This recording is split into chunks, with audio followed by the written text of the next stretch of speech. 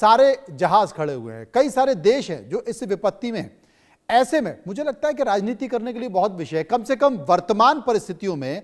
और जैसा कि अनुज माथुर साहब ये कह रहे हैं कि भारत की ये उपलब्धि है कि देखिए, ना वो ईरान के खिलाफ है और ना वो इजराइल के खिलाफ है, और तटस्थ है। भारत के विदेश सचिव ईरान के दूतावास में गए और वहां जाकर लिखित में उन्होंने श्रद्धांजलि दी और खेद व्यक्त किया उनकी आत्महत्या का। तो मुझे लगता है अजय जी, कुछ समय के लिए, तब तक जब तक की विपरीत परिस्थितियां हैं, सरकार पे मनोवैज्ञानिक दबाव ना डाला जाए, सरकार को किसी चीज के लिए मजबूर ना किया जाए कि ठीक है 15-20 मिनट जब तक ये संकट है तुम देख लो, उसके बाद हम भी यही हैं, संसद भी यही है, सड़क भी यही है, विरोध करेंगे। सर, विपक्ष तो हमेशा देश के साथ है, और सरकार की उस खोखली विदेशी नीति को और उस नीति के बारे में अगर सवाल पूछेगा और ये लगता है देश को कि हम देशद्रोही हैं, तो कोई बात नहीं है। देश इतने काम देशद्रोही कहलाने दीजिए। रिचर्ड निक्सन अमेरिका का राष्ट्रपति था 1971 में, जब इंदिरा जी ने कहा कि चलिए, अपने आर्मी के लोगों को मेरा सल्यूट सलाम हमेशा था, है और रहेगा, और आपको भी बैठे हुए हैं आर्मी के माथुर साहब। तो इंदिरा जी ने क्या कहा था आपको याद है देश की सेना से? रिचर्ड निक्सन ने कहा था, बेड़ा भेज रहा हूं और मैं देखता हूं आप कैसे करेंगे। उन्होंने कहा भेजिए और उड़ा दीजिए, और कहा चीर के सीना पाकिस्तान का और बांग्लादेश बना दिया गया था। अच्छा, अब आप देश के प्रधानमंत्री, अभी चुनाव हो रहे हैं, आप कह रहे हैं राजनीति नहीं कर। हम राजनीति नहीं करते, वो हर जगह राजनीति, युद्ध हो रहा है वो कांग्रेस कांग्रेस कांग्रेस केरला में, और कोई काम नहीं है उन्हें। सरकार की भूख कितनी बड़ी हुई है उनकी, ये लोग कह रहे हैं, मैं नहीं कह रहा, सुना करिए। जो इसको बांग्लादेश, अभी ये बंगाल में और आसाम में जाके बांग्लादेशी घुसपैठिए कह के वोट मांगेंगे, और अभी 5000 लीटर तेल पाइपलाइन से बांग्लादेश को भेजा गया है, और उसी बांग्लादेश के खिलाफ सुन लीजिए दुनिया भर के पूरा चैनल, पूरे मित्र मीडिया, आप नहीं कह रहा मैं, और पूरे इनके प्रवक्ता, इनका माचिस गैंग, हिंदू मर गए, बांग्लादेश बांग्लादेश बांग्लादेश एजेंडा बना रखा। चूंकि इनका मुखपत्र है बांग्लादेश चुनाव जीतने के लिए बंगाल में, किसी भी सूरत में इन्हें बंगाल चाहिए, साम दाम दंडभेद, जो बंगाल की जनता वहां देना नहीं चाहती। तो राजनीति देश के प्रधानमंत्री कर रहे हैं, हम कर रहे हैं। अच्छा, आपने कहा कि विक्रम मिस्त्री साहब ईरान के लिए, भाई या तो आपने अपनी नीति निर्णय कर ली, आखिर बहुत देर कर दी हजूर आते आते मिस्त्री साहब। 8 दिन बाद क्यों आप गए ईरान की एम्बेसी में अपनी संवेदना व्यक्त करने और खामेनेई को श्रद्धांजलि देने? या तो फिर आपको जाना चाहिए, तो ये कौन सी कूटनीति है? पूरा देश और संसार सवाल पूछ रहा है, या तो पहले दिन जाते या फिर बिल्कुल नहीं जाते। ये क्या है आपकी रणनीति? चलिए, तो बेहतर आप जाने भाई। लेकिन अब आपको ये भी जानकारी होनी चाहिए इस देश में कि जो संकट चल रहा है युद्ध का, भारत का अपोजिशन भारत के साथ था, है और रहेगा, कभी भी सत्य देश के खिलाफ नहीं। ये जो हालात थे सबको पता था, लेकिन बीजेपी, सब कुछ लोग कह रहे हैं अभी सब कुछ चंगा है, ठीक चल रहा है, और इनके मित्र मीडिया कह रहे हैं अगर पापा फोन कर देंगे तो युद्ध रुक जाएगा। तो भाई कर देना, पापा की परियां भी कह रही है, युद्ध क्यों नहीं रुक रहा है? देखिए, गैस का संकट पूरे देश में है। रसोई गैस के लिए लंबी कतारें और लाइन देश भर में, ईसीए लागू कर दिया है, कराया नहीं करा आप बताइए। दूसरा, होटल में पूरा संकट में है, होटल रेस्टोरेंट व्यवसाय, कमर्शियल सिलेंडर की भारी किल्लत चल रही है, जगह जगह रेस्टोरेंट, इवन बहुत सारी जगह रेल में गर्म खाने को मना कर दिया, इवन पार्लियामेंट में उसके गर्म उसके लिए नाश्ते के लिए, और बहुत सारी जगह कर दिया। तीसरा, खेती किसानी पर देश में यूरिया उत्पादन घटकर 60% रह गया। चौथा, हवाई यात्रा में हवाई कंपनियों ने 399 रुपए, एयर इंडिया ने ईंधन अधिभार बढ़ा दिया। तो मैं वही तो बोल रहा हूं ना, ये विपरीत परिस्थितियां हैं ना। जैसे कोविड आ गया था, तो कोविड भी तो विपरीत परिस्थिति थी, ऐसे ये आ गया। भाई तेल आपके हाथ में नहीं है, गैस आपके हाथ में नहीं है, तो ये विपरीत परिस्थितियां हैं।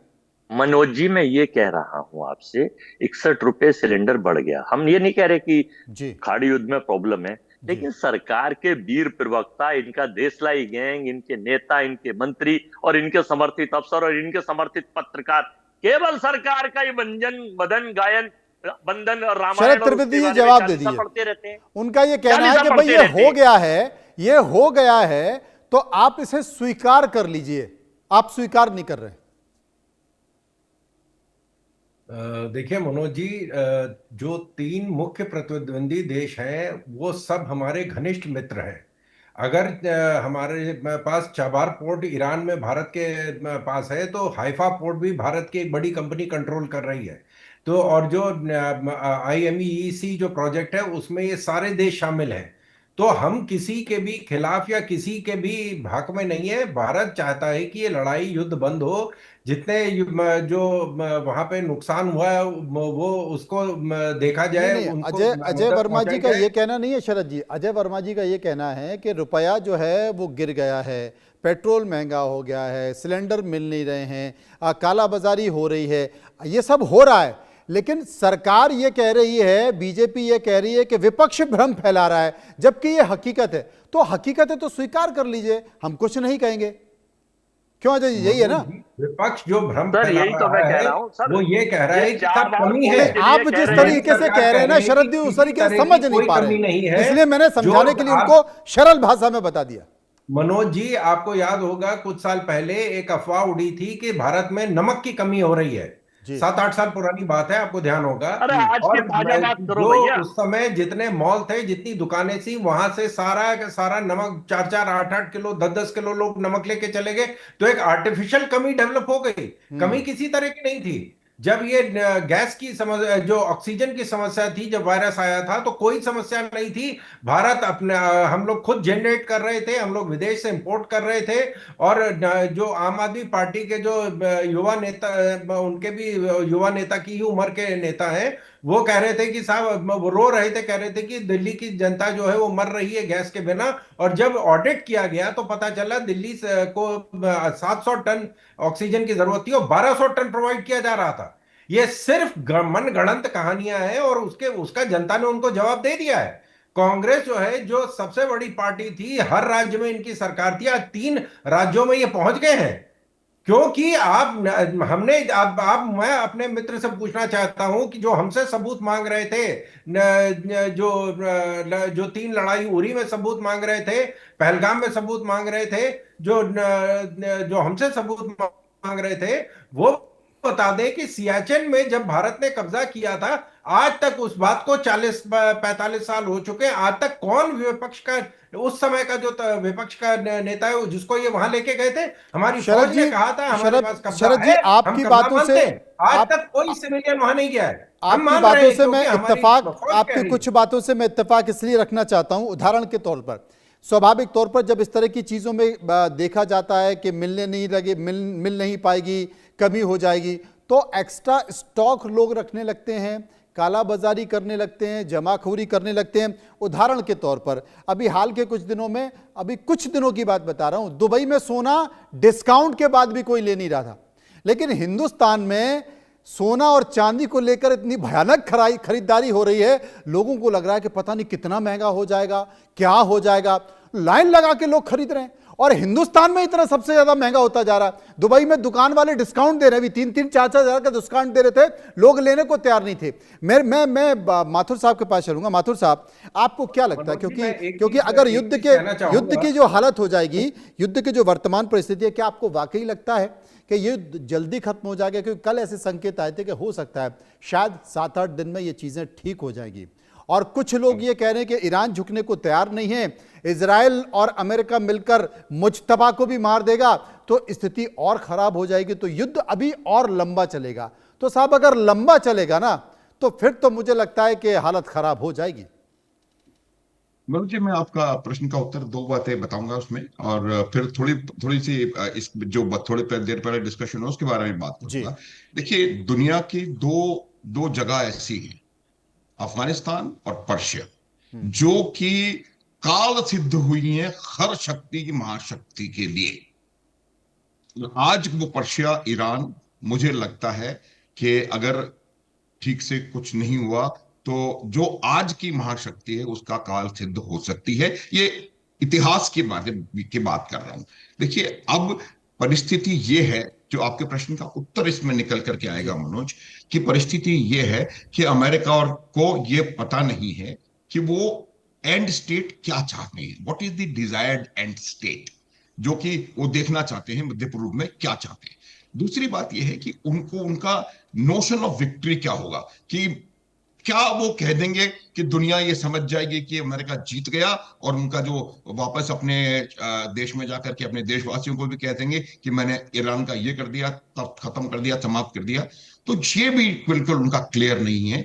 इस वजह से मुझे लगता है कि निकट भविष्य में, कम से कम आने वाले 2 से 3 हफ्तों में, मुझे इसका कोई रिजल्ट निकलता हुआ नजर नहीं आ रहा है, क्योंकि ईरान ने किसी भी कीमत पर बात करने से मना कर दिया है। इसका मैं आगे क्या असर होगा उसके बारे में अगर समय हुआ तो बताऊंगा। और ईरान ने मना कर दिया है, किसी भी कीमत पर बात नहीं करेगा, और वो यूं कहता है कि अब आपसे बात करेंगे जब आप पूरे मध्य पूर्व से अपने सारे जो बेसिस हैं 19 के 19 उनको लेकर के भागे यहां से, तब जाएंगे। और हम अमेरिका की कोई प्रेजेंस यहाँ मिडिल ईस्ट में नहीं चाहते। तो ये उनकी भी एक डिजायर्ड एंड स्टेट है जो कि कहीं भी मेल नहीं खाती। तो जब वह दोनों की डिजायर्ड एंड स्टेट इतनी ज्यादा विपरीत और इतनी एक्सट्रीम्स की होती हैं, तो उसका परिणाम निकलना बड़ा मुश्किल होता है। और आप कितने भी इसमें मध्यस्थता का प्रयास कर लें, कितना भी इसको बीच बचाव करने की कोशिश करें, इस चीज का परिणाम उस समय तक नहीं निकलेगा जब तक आप दोनों अपनी अपनी डिजायर्ड एंड स्टेट्स को टोन डाउन करके और एक म्यूचुअली एक्सेप्टेबल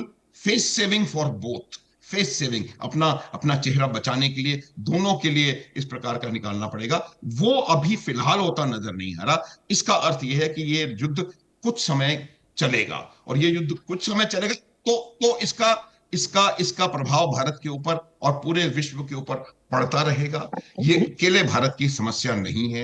एक बार मैं फिर इस बात को दोहराना चाहता हूं कि भारत मेरे ख्याल से शायद अकेला एक ऐसा देश है जिसने अपनी तेल और डीजल की कीमतों में कोई बढ़ोतरी नहीं करी है। लेकिन मेरा ये मानना है कि अगर इस तेजी से दुनिया के तेल में बढ़ोतरी हो रही है तो हमें करना चाहिए, और हमारी जनता को समझना चाहिए कि इस प्रकार की विपत्ति आई हुई है देश के ऊपर, तो उसमें हम कैसे इस देश का साथ दें। मुझे याद है कि 1971 में जब युद्ध हुआ था, तो जब युद्ध होने से पहले की परिस्थिति में जब शरणार्थी भारत आए थे, तो शरणार्थी का कोई 1 रुपया प्रति स्टैंप चिट्ठियां चलती थी उस जमाने में, टेलीफोनों का इतना प्रयोग नहीं था, तो 1 रुपए प्रति स्टैंप लगा करके टैक्स लगाया गया था समस्त भारतीयों पे, बांग्लादेशियों को के लालन पालन के लिए। और किसी ने उस समय उठ करके ये नहीं कहा कि अरे हाय अल्लाह ये वो आप क्यों कर रहे हैं और हम सरकार गिरा देंगे, ये कर देंगे वो कर देंगे। तो मेरा ये मानना है कि हमको विपत्ति क्या है वो समझना चाहिए, हालात क्या हैं वो समझने की कोशिश करनी चाहिए, और ऐसे समय में साथ रहने की जरूरत है। और जहां तक सवाल बांग्लादेश को तेल देने का है, मनोज जी, मैं आपके मित्र से बिल्कुल इसमें एग्री नहीं करता हूं। ये एक बहुत अच्छी मेरे ख्याल से कूटनीतिक पहल है कि हमारे जो बांग्लादेश के साथ रिश्ते बिगड़ रहे थे, और उसके अलावा क्या है कि भारत ने हर समय जाकर के तुर्की में जाकर के उनकी मदद करी है, जब वहां भूकंप आया था, श्रीलंका में मदद करी है, मालदीव में जो कि भारत के खिलाफ बोल रहा है, जो कि इलेक्शन इंडिया आउट के नारे पे जीत करके आया था, उसकी मदद करिए, पाकिस्तान में मदद करिए। तो जब भारत मदद करने पर आता है तो उसको, लेकिन ये भी मैं फिर बता दूं, याद दिला दूं कि इस मदद की वजह से ये नहीं हुआ है कि ये मदद करी तो भारत में तेल की कीमतें बढ़ गई। ये भारत के लोगों की कीमत पे ये मदद नहीं करी गई है। और इसीलिए मैंने आपको 1971 का उदाहरण देने का प्रयास किया, क्योंकि 1971 की बात जो होती है वो कुछ लोग आसानी से, 1 minute please Verma ji please, मैं जब आप बोल रहे थे मैंने कुछ नहीं कहा है, मैं बिल्कुल अपनी बात कह रहा हूं। तो मेरा ये मानना है माथुर साहब, मैं कुछ बोल कर रहा हूं, मैं तो उंगली तो उठा रहा हूं, मैं तो आपका सम्मान कर रहा हूं, मैं तो अपनी बात रखने के लिए अनुमति मांग रहा हूं एडिटर महोदय। ठीक है, मैं समय का अभाव है। तो मेरा यही मानना है कि हमको आज की परिस्थिति को समझना है, और आप कोई भी हो, हमें अभी लोगों को साथ लेके चलना है। जहां तक सवाल गैस का है, मनोज जी, मैं अपना स्वयं का उदाहरण दे सकता हूं। परसों मैंने गैस बुक करी थी, आज बिना किसी को कुछ कहे अपने आप गैस का सिलेंडर डिलीवर हो गया। मैं कोई बड़ा नेता नहीं हूं, मैं कोई बहुत बड़ा वो नहीं हूं। तो ये जो समस्या है, मैं ये नहीं कह रहा हूं कि समस्या नहीं है, लेकिन उसको हम इन विपरीत परिस्थितियों में ज्यादा इनलार्ज करके ना बताएं, लोगों को समझाने का प्रयास करें। आपकी ये आवाज बात सही बहुत है। बड़ी है, हर एक जी, की आवाज जी, बुलंद है, चाहे वो भारतीय जनता पार्टी हो, कांग्रेस हो, कोई भी हो। तो उन लोगों को, अपने अपने लोगों को समझाने की जरूरत है कि आज की विपरीत परिस्थिति इस बात की आपसे अपेक्षा बिल्कुल सही करती है। है विपरीत कि आप परिस्थितियां, और राष्ट्र इस के विपरीत साथ रहें। परिस्थितियों में देश को एकजुट होना चाहिए। और मुझे लगता है बहुत ऐसे मुद्दे हैं जिन पे स्वाभाविक तौर पर सरकार से सवाल भी पूछना चाहिए और पूछे जाने भी चाहिए। और मुझे लगता है कि तमाम ऐसे संकेत हैं। फिर कभी विस्तार से चर्चा करेंगे। बहुत बहुत शुक्रिया करेंगे सभी मेहमानों का जो मेरे साथ इस चर्चा में मौजूद थे। आइए एक नजर डालते हैं हेडलाइंस पर। Presented by